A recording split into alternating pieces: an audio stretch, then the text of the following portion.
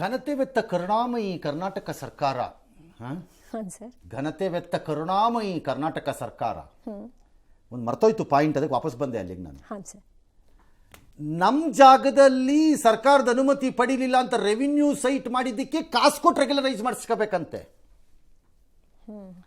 ನಮ್ಮ ಸೈಟಲ್ಲಿ ಯಾಮಾರ್ಬಿಟ್ಟು ಒಂಚೂರು ಮನೆ ಕಟ್ಬಿಟ್ಟಿದ್ದಾನೆ ಅನ್ನೋ ಕಾರಣಕ್ಕೆ ಅದೆಷ್ಟೋ ಪರ್ಸೆಂಟೇಜ್ ದುಡ್ಡು ಕೊಟ್ಬಿಟ್ಟು ರೆಗ್ಯುಲರೈಸ್ ಮಾಡಬೇಕಾಗುತ್ತೆ. ಮಿಸ್ಟರ್ DCM, ನೀವೆಂಥ ಕನ್ನಡ ಪ್ರೇಮಿ, ಕನ್ನಡ ರಾಜ್ಯದ ಆಡಳಿತಗಾರಪ್ಪ.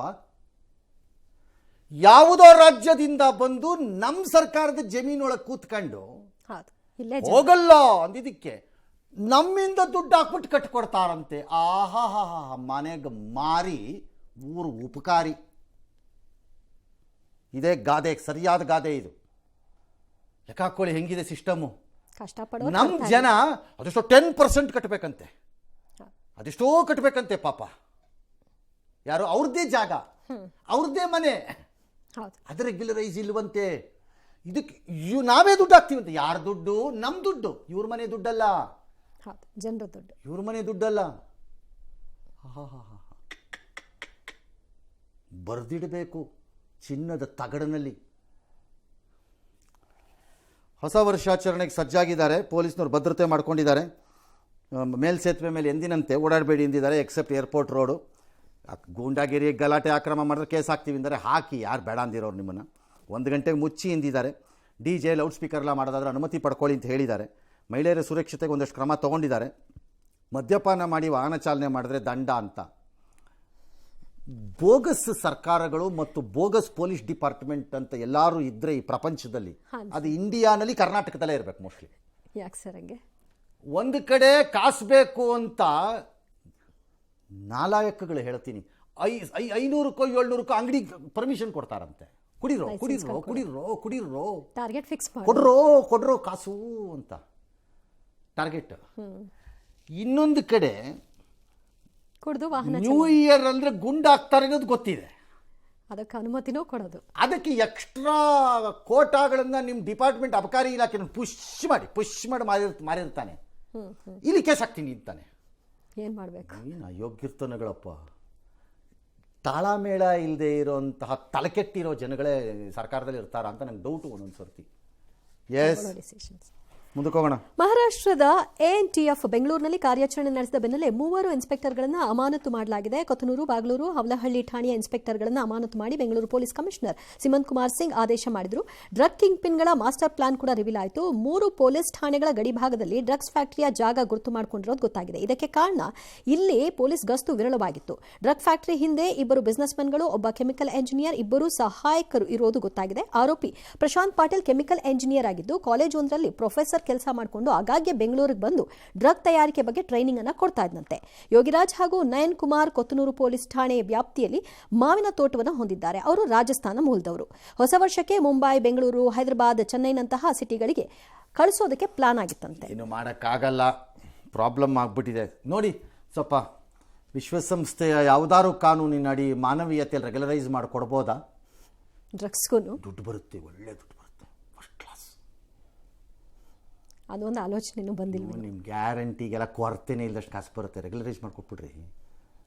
ಸುಮ್ಮನೆ ಮಾನವೀಯತೆ ಹಾಳಾಗೋರು ಯಾರು ಹಾಳಾಗ? ಯಾವನ ಹಾಳಾದ್ರೂ ನಮ್ಮ ಮನೆ ಗಂಟೆ ನೋಡ್ಬೇಕು, ಹಾಳಾಗಾದ್ರೂ ಹಾಳಾಗೋಗು. ಮಾನವೀಯತೆ. ಇವರು 3 ಪೊಲೀಸ್ ಸ್ಟೇಷನ್ ಗಡಿನಲ್ಲಿ ಮಾಡಿರೋದು ಕ್ಯಾಲ್ಕುಲೇಟೆಡ್ ಆಗೇ ಮಾಡಿದ್ದಾರೆ. ಆ ಕಡೆ 3 ಜನ ನನಗೆ ಬರಲ್ಲ ಅನ್ನೋ ಥರ ಇರ್ತಾರೆ ಬಾರ್ಡರ್ಗಳಲ್ಲಿ. ಅದರಿಂದ ಗಮನ ಕಡಿಮೆ ಇರುತ್ತೆ, ಹಾಗಾಗಿ ಅದನ್ನು ಸೆಲೆಕ್ಟ್ ಮಾಡಿರಬಹುದು, ಕ್ಯಾಲ್ಕುಲೇಷನ್ ಆಗಿರ್ಬೋದು. ಬಟ್ ಏನೇ ಆದ್ರೂ ಲಾಂಗ್ ಪೀರಿಯಡಲ್ಲಿ ನಡೀತಾ ಇದ್ದರೆ ಪೊಲೀಸ್ನವ್ರ ಗಮನಕ್ಕೆ ಬರುತ್ತೆ. ಸಾಮಾನ್ಯ ಬರಬೇಕು. ಐ ಆಮ್ ಸರ್ಪ್ರೈಸ್ಡ್ ಆ್ಯಕ್ಚುಲಿ ಗಮನಕ್ಕೆ ಬಂದಿಲ್ಲ ಅನ್ನೋದಾದರೆ. ಮೈಸೂರು ಜಿಲ್ಲೆ ಹುಣಸೂರು ಪಟ್ಟಣದಲ್ಲಿ ನಿನ್ನೆ ಮಧ್ಯಾಹ್ನ ಚಿನ್ನದ ಅಂಗಡಿ ದರೋಡೆ ಆಗಿದೆ. ಯಾವುದೋ ಗೋಲ್ಡ್ ಅಂಗಡಿ. 5 ಜನ ನುಗ್ಗಿದ್ರು, 4 ನಿಮಿಷದಲ್ಲಿ ಲೂಟಿ ಮಾಡಿದ್ರು. ನಾನು ನೋಡ್ತಾ ಇದ್ದೆ ಅದನ್ನು. ಅಲ್ಲಿ ಹೆಂಗಿತ್ತು ಅಂದರೆ ವ್ಯಾಪಾರಕ್ಕೆ ಬಂದವರು ಅವ್ರ ಪಾಡಿಗೆ ಓಡಾಡ್ಕೊಂಡಿದ್ದಂಗಿತ್ತು. ಇವ್ರು ದರೋಡೆಕೋರರು ಏನೋ ಒಂಥರ ಈ ಫಿಲಮಲ್ಲಿ scene by scene, frame by frame record ಮಾಡೋರ ಹಿಂಗೆ ಇಟ್ಕೊಂಡು ಓಡಾಡ್ತಿದ್ದಂಗೆ ಇತ್ತಪ್ಪ. ನನಗೆ ಭಾಳ ಆಶ್ಚರ್ಯಕರವಾಗಿ ಕಾಣಿಸ್ತು. ಮಧ್ಯದಲ್ಲಿ 3 ಜನ ಗ್ರಾಹಕರು ಬಡ ನಮ್ಮನ್ನು ಅಂತಂದ್ಬಿಟ್ಟು ಅವ್ರ ಪಾಡಿಗೆ ತಳ್ಕೊಂಡು ಆಚೆ ಹೋದ್ರಪ್ಪ. ಅವನು ಓನರು ಅದೇ 2 ಬ್ಯಾಗಲ್ಲಿ ತುಂಬ್ಕೊಂಡು ಹೋಗಿದ್ದಾರೆ. ಎಷ್ಟೋ 12 ಕೋಟಿ ಅಂತೆ. ಡ್ಯಾಶ್ ಮನೇನು ಊಟ ಮಾಡ್ತಾ ಕೂತಿದ್ದಂತೆ ಅಂಗಡಿ CCTV ನೋಡ್ಕೊಂಡು. ಯಾರು? ಓನರಾ? ಮ್ಯಾನೇಜರು. ತಕ್ಷಣ ಊಟ ಬಿಟ್ಟು ಓಡ್ ಬಂದು ಅಂಗಡಿ ಲಾಕ್ ಮಾಡಕ್ಕೆ ಬನ್ನಿ ಅಂತೆ. ಅಂಗಡಿ ಯಾವನಪ್ಪ ಲಾಕ್ ಮಾಡ್ತಾನೆ? ಪೊಲೀಸ್ನವ್ರಿಗೊಂದು ರಿಂಗು ಕೊಡ್ಬೇಕು ತಾನೆ, ಆಚೆ ಬಂದು ಲಬಲಬೋ ಬಡ್ಕೊಂಡು ಜನರನ್ನ ಸೇರಿಸ್ಬೇಕು ತಾನೆ, ಆ ಟೈಮ್ ಆದ್ರೂ ಸೇವ್ ಆಗ್ತಿತ್ತು ಅಲ್ತಾನೆ. ಏನಪ್ಪ ಚಿನ್ನದಂಗಡಿಯವ್ರು ಹೆಂಗಿದ್ದೀರಿ ಅಂದರೆ ಚಿನ್ನ ಎಲ್ಲ ಇಟ್ಕೋತೀವಿ, ನಮಗೆ ರಕ್ಷಣೆ ನಮಗೇನು ಗೊತ್ತಿಲ್ಲಪ್ಪ. ಪೊಲೀಸ್ನವ್ರು ಮಾಡ್ಬೇಕು. ನಿಮ್ಮ ಮನೆ ಕಾಯಕ್ಕೆ ಅವ್ರೇನು ಜೀತದಾಳುಗಳು, ನಿಮಗೆ ನೀವು ಮಾಡ್ಕೋಬೇಕು ರಕ್ಷಣೆಗಳನ್ನು. ಏನ್ ಮಾಡ್ಬೇಕು ಬೇಸಿಕ್ ಕಾರು ತಲೆ ಬೇಡವಾ ಇದರಲ್ಲಿ? ನಾನು ಹೇಳೋದು ನೋಡ್ತಾ ಇದ್ದೆ ನಾನು ಕೂತ್ಕೊಂಡದನ್ನ. ಅವ್ರಿಗೆ ಎಳೆ ಮಕ್ಕಳು ಫಿಲಮಲ್ಲಿ ಓಡಾಡಂಗೆ ಓಡಾಡ್ತಿದ್ವಪ್ಪ. 4 ನಿಮಿಷ ಸರ್. ಹಾಂ, ಇವನ್ ಮ್ಯಾನೇಜರ್ ಲಾಕ್ ಮಾಡೋದಂತೆ. ಹೋಗ್ಲಿ, ಅಲಾರಂ ಸಿಸ್ಟಮ್ ಇರಬೇಕಾ ಒಂದು? ಅದಿಲ್ಲ. ಹೊಸದಾಗಿರೋ ಮಳೆಗೆ ಅಷ್ಟೆಲ್ಲ ಮಾಡ್ಕೊಳ್ಬಹುದಾದ ಅವಕಾಶ. 12 ಕೋಟಿ ಇಡಕ್ಕೂ ಗೊತ್ತಾಗತ್ತೆ, ಈ ಬೇಸಿಕ್ ವ್ಯವಸ್ಥೆ ಮಾಡ್ಕೊಳಕ್ ಗೊತ್ತಾಗಲ್ಲ. ಒಂದು 15,000 20,000 ಕೊಟ್ಟು ಒಂದು ಸೆಕ್ಯೂರಿಟಿ ಹಾಕೊಳಕ್ ಬರಲ್ಲ. ಎಲ್ಲ ಅದೇ ಹೇಳ್ತೀನಲ್ಲ, ಯಾವುದ್ರಲ್ಲೋ ಉಳಿಸಕ್ಕೆ ಹೋಗ್ಬಿಟ್ಟು ಇನ್ಯಾವುದ್ರಲ್ಲೋ ಕಳ್ಕೊಳ್ಳೋ ಅಂತಹ ಗಿರಾಕಿಗಳು. ಎಸ್, ಜೀನಿ ಸ್ಲಿಮ್ ತಗೊಳಕ್ಕೆ ಸ್ಟಾರ್ಟ್ ಮಾಡಿದ್ನೋ ಅವಾಗ ಮಂತ್ಲಿ ಪೀರಿಯಡ್ಸ್ ಆಗ್ತಾ ಇದ್ದೀನಿ. PCOD ಪ್ರಾಬ್ಲಮ್ ನಾರ್ಮಲ್ ಆಗಿದೆ, ಥೈರಾಯ್ಡ್ ನಾರ್ಮಲ್ ಆಗಿದೆ. ಪೀರಿಯಡ್ಸ್ ಎಲ್ಲ 6 ಮಂತ್ ಆದ್ರೂ ಆಗ್ತಾ ಇದ್ದಿಲ್ಲ, ಇವಾಗ ರೆಗ್ಯುಲರ್ ಪೀರಿಯಡ್ಸ್ ಆಗ್ತಾ ಇದೆ. ಜೀನಿ ಸ್ಲಿಮ್ ನ ಯೂಸ್ ಮಾಡಿ 8 ತಿಂಗಳಲ್ಲಿ 55 kg ಸಣ್ಣ ಆಗಿದ್ದಾರೆ. ಜೀನಿ ಸ್ಲಿಮ್ ತಗೊಳ್ಳಿ, ಬೇಗ ಸಣ್ಣ ಆಗ್ತೀರಾ, ಫ್ಯಾಟ್ ಲಾಸ್ ಆಗ್ತದೆ. ಜೀನಿ ಸ್ಲಿಮ್ ನ ಯೂಸ್ ಮಾಡಿ 100% ಯಾವುದೇ ಸೈಡ್ ಎಫೆಕ್ಟ್ ಇಲ್ದಂಗೆ ಸಣ್ಣ ಆಗ್ತೀರಾ. ಉನ್ನಾವೋ ಅತ್ಯಾಚಾರ ಪ್ರಕರಣದಲ್ಲಿ ಬಿಜೆಪಿಯ ಮಾಜಿ ಶಾಸಕ ಕುಲ್ದೀಪ್ ಸಿಂಗ್ ಸೆಂಗಾರ್ ಜಾಮೀನಿಗೆ ಸುಪ್ರೀಂ ಕೋರ್ಟ್ ತಡೆ ಕೊಟ್ಟಿದೆ. ಹೈಕೋರ್ಟ್ ಆದೇಶದ ವಿರುದ್ಧ ಸಿಬಿಐ ಸಲ್ಲಿಸಿದಂತಹ ಮೇಲ್ಮನವಿ ಅರ್ಜಿ ವಿಚಾರಣೆ ನಡೆಸಿರುವಂತಹ ಪೀಠ ಸದ್ಯ ಜೈಲಿನಿಂದ ಬಿಡುಗಡೆ ಮಾಡದಂತೆ ಆದೇಶ ಮಾಡಿದೆ. ಇಲ್ಲಿ ಹಲವು ಮಹತ್ವದ ಕಾನೂನು ಪ್ರಶ್ನೆಗಳು ಕೂಡ ಉದ್ಭವವಾಗಿದ್ದು ನಮ್ಮ ಗಮನಕ್ಕೆ ಬಂದಿದೆ. 4 ವಾರಗಳಲ್ಲಿ ಪ್ರತಿವಾದ ಸಲ್ಲಿಸಬೇಕು. ಪ್ರತಿವಾದಿಯನ್ನ ಈ ಆದೇಶದ ಆಧಾರದ ಮೇಲೆ ಬಿಡುಗಡೆ ಮಾಡಲಾಗುವುದಿಲ್ಲ ಅಂತ ನ್ಯಾಯಾಲಯ. ಸಾರ್ವಜನಿಕ ಸೇವಕ ಅಲ್ಲ ಅಂತ ಹೈಕೋರ್ಟ್ ಹೇಳಿದೆ, ಅವನು MLA ಆಗಿದ್ದಾಗ. ಅದು ಹೀಗಲ್ಲ. ನನಗೆ ಆಶ್ಚರ್ಯ ಆಗೋಯ್ತು ಅವತ್ತು ಡೆಲ್ಲಿ ಹೈಕೋರ್ಟ್ ಅದರ ಆರ್ಡರ್ ಕೇಳಿದಾಗ. ಸಾರ್ವಜನಿಕ ಸೇವಕ ಅಲ್ಲ ಅನ್ನೋದಾದರೆ ಸಾರ್ವಜನಿಕ ನಿಧಿಯಿಂದ ಅವ್ರಿಗೆ ಸಂಬಳ ಯಾಕೆ ಕೊಡ್ತೀರಿ? On what grounds you pay him? Does he become an employee of a state? ಆಗ if he becomes an employee of a state, different rules apply ಆಗಬೇಕಲ್ಲ ಅವಾಗ ಅವನಿಗೆ. ಹಂಗಾರೆ ಹೇಗಿದೆ? ನನಗೆ ಅರ್ಥನೇ ಆಗಲಿಲ್ಲಪ್ಪ ಇದು ಅವತ್ತು. ಇವತ್ತೇನು ಸುಪ್ರೀಂ ಕೋರ್ಟ್ ತಡೆದಿದ್ದಾರೆ. ಅದೇ ವಿಷಯನ ಅಟ್ಲೀಸ್ಟ್ ಯಾರೋ ಹೆಣ್ಣು ಮಕ್ಕಳುಗಳಿಗೆ ಒಂದಷ್ಟು ಮಾನ ಮರ್ಯಾದೆ ಉಳಿಸಿದ್ದಾರೆ.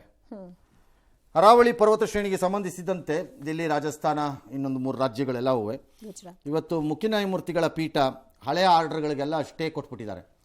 ಅದು ಇನ್ನೊಂದು ಮಜದ ಆರ್ಡರ್. ಅದು ಏನಾಗಿದೆಯೋ ಗೊತ್ತಿಲ್ಲ, ಅದು ಯಾಕಂಗೆ ಬಂದಿದೆಯೋ ಏನೋ. ಈಗ ಸುಪ್ರೀಂ ಕೋರ್ಟ್ ಹೇಳ್ತಾ ಇದೆ ಇಟ್ಸ್ ಆಲ್ ರೈಟ್, ಅಲ್ಲಿ ಏನಾಗಿದೆಯೋ ಅದು ಇರಲಿ, ಇಲ್ಲಿ ಆಮೇಲೆ ನೋಡೋಣ. ಇಂಡಿಪೆಂಡೆಂಟ್ ಒಪಿನಿಯನ್ ತೊಗೊಳ್ಳೋಣ ಈ ವಿಚಾರದಲ್ಲಿ, ಎನ್ವಿರಾನ್ಮೆಂಟಲಿ, ಪರಿಸರದ ಇದರಲ್ಲಿ ಅಂತ. ಈ ಪರಿಸರದ ಮಂತ್ರಿಗಳೆಲ್ಲ ಹೆಂಗಿರ್ತಾರೆ ಅಂದರೆ, ಕೇಂದ್ರನೂ ಅಷ್ಟೇ, ಈಗಿರೋ ಮಂತ್ರಿನೂ ಅಷ್ಟೇ, ಹೇಗಿದ್ದಾರೆ ಅಂತಂದರೆ, ತಾವು ಮಾಡಿದಾಗ ಪರಿಸರ ನಾಶ ಇಲ್ಲ, ಬೇರೆಯವರು ಮಾಡಿದಾಗ ಪರಿಸರ ನಾಶ, ಎಲ್ಲ ಹುಡುಕ್ತಾರೆ. ತಾವು ಮಾಡಿದಾಗ ಇಲ್ಲ ಪರಿಸರ ನಾಶ.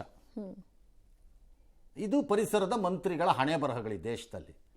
ಚೀಫ್ ಪ್ರೈಮ್ ಮಿನಿಸ್ಟ್ರು ಭಾನುವಾರ ದಿನ ರೇಡಿಯೋಗೆ ಬಂದುಬಿಟ್ಟು ಪರ್ಯಾವರಣ್ ಅದು ಮಾಡಿ ಅಂತ ಹೇಳ್ತಾ ಇರ್ತಾರೆ. ಯಾಕೆ ಮಾಡಬೇಕು? ನೀವು ಕಡ್ದಾಕಕ್ಕೆ, ನೀವು ತಿನ್ನಕ್ಕೆ ಯಾಕೆ ಮಾಡಬೇಕು? ಈಗ ನೋಡೋಣ ಸುಪ್ರೀಂ ಕೋರ್ಟ್ ಏನು ಹೇಳಿದೆ ಅಂತ, ಆಮೇಲೆ ನೋಡೋಣ ಸುಪ್ರೀಂ ಕೋರ್ಟ್ ಏನು ಮಾಡುತ್ತೆ ಅಂತ. ಎಲ್ಲ ಇಲ್ಲೀಗಲ್ ಅಂತೆ, ಪಕ್ಕಾ ಇಲ್ಲೀಗಲ್ಗಳು ಎಲ್ಲ. ಇಲ್ಲೀಗಲ್ ಇಲ್ಲದೆ ಇನ್ನೇನು ಲೀಗಲೈಸ್ ಮಾಡ್ರಿ, ಒಳ್ಳೆ ದುಡ್ಡು ಬರುತ್ತೆ. ಎಲ್ಲದರಲ್ಲೂ ಕೊಟ್ಬಿಡಿ ಅವಕಾಶ. ಕೊಲೆ ಮಾಡಿದ್ದಾರೆ, ಲೀಗಲೈಸೇಷನ್ ಬಿಡ್ರಿ. ಸುಮ್ಮನೆ ಹಂಗನ್ರಿ ಹೇಳ್ತೀನಿ, ಒಳ್ಳೆ ದುಡ್ಡು. ಕೊಲೆ ಮಾಡಿದವನು ಬಂದು ಲೀಗಲೈಸ್ ಮಾಡಿಸ್ಕೊಂಡು ಇಷ್ಟು ಅಂತ ಕಾಸು ಕೊಟ್ಟರೆ ಆಯಿತು ಸರ್ಕಾರಕ್ಕೆ, ಬಿಟ್ಟು ಕಳಿಸ್ದ.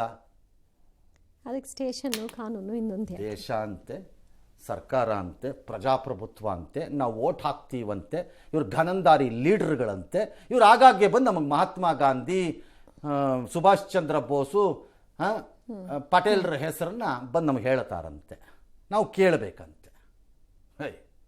ಹಣೆ ಬರೋಕ್ಕೆ. ಎಸ್.